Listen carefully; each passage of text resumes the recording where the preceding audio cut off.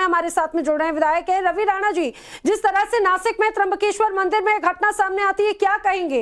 एक के बाद एक अब ऐसा लगता है घटनाओं की एक लंबी फहरिस्त इकट्ठी हो रही महाराष्ट्र में। नहीं, ऐसा है, अभी कोई महाविकास आघाड़ी सरकार नहीं है महाराष्ट्र में। कायदा सुव्यवस्था बाधित रखने वाली मजबूत सरकार है। राज्य के गृह मंत्री देवेंद्र फडणवीस साहब है। मुझे लगता है हिंदू धर्म के साथ अगर कोई छेड़छाड़ी करेगा तो उस पर सख्त कार्रवाई की जाएगी।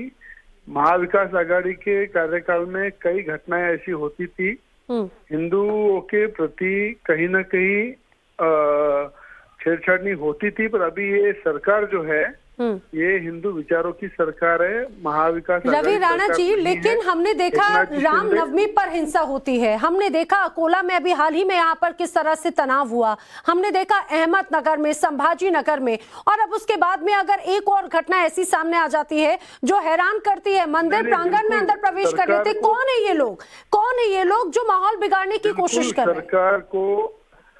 सरकार को बदनाम करने के लिए कई लोग काम कर रहे हैं, पर मुझे लगता है कौन है ये लोग? क्या लगता है आपको रवि जी, कौन सरकार को बदनाम करने के लिए इस तरह से आस्था से खिलवाड़ करेगा, लोगों की भावनाओं को ठेस पहुंचाएंगे? सरकार जाने के बाद बेचैन हो गए, जिनको सरकार जाने के बाद नींद नहीं आ रही है, और कई तरीके के हथकंडे वो इस्तेमाल कर रहे हैं सरकार को बदनाम करने के लिए। पर मैं आपको कहना चाहूंगा आपके माध्यम से, जिन लोगों ने सरकार से बाहर रह के एक काम करने का सोचा है, ना कभी वो ऐसा काम करके सरकार में आ पाएंगे।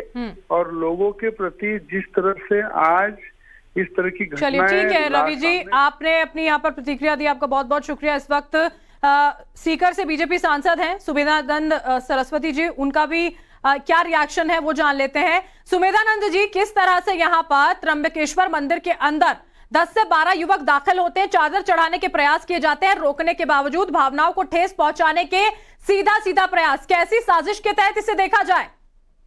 देखिए, ये जो अभी जो घटना घटित हुई है त्र्यंबकेश्वर में, इससे स्पष्ट जाहिर होता है कि जो इस प्रकार की ताकतें हैं वो माननीय प्रधानमंत्री नरेंद्र मोदी जी की लोकप्रियता, और जहां भी भारतीय जनता पार्टी की सरकार या गठबंधन की सरकारें, उन सरकारों को बदनाम करने का प्रयास ये लोग कर रहे हैं।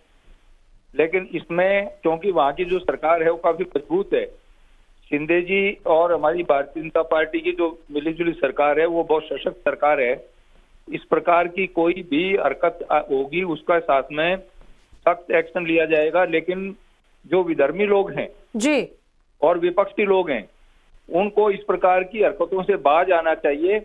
इस प्रकार की हरकतों के ठीक है, यानी कि आप ये कह रहे हैं कि इसमें भी विपक्ष का हाथ है, इसमें भी जो दूसरे पक्ष के लोग हैं वो जरूर माहौल बिगाड़ने की कोशिश कर रहे हैं। हमसे जुड़ने के लिए आपका शुक्रिया। सुमेधानंद सरस्वती को आप सुन रहे थे। लेकिन कुल मिलाकर पिछले कुछ वक्त से ऐसा नहीं है कि अभी मौजूदा सरकार, जब पिछली महाविकास आघाड़ी की सरकार थी तब भी वहां जगह जगह जो हिंसा या तनाव की स्थिति थी वो अभी भी बरकरार है। आखिर कौन है त्र्यंबकेश्वर में इस तरह से माहौल बिगाड़ने वाले लोग, ये जांच का विषय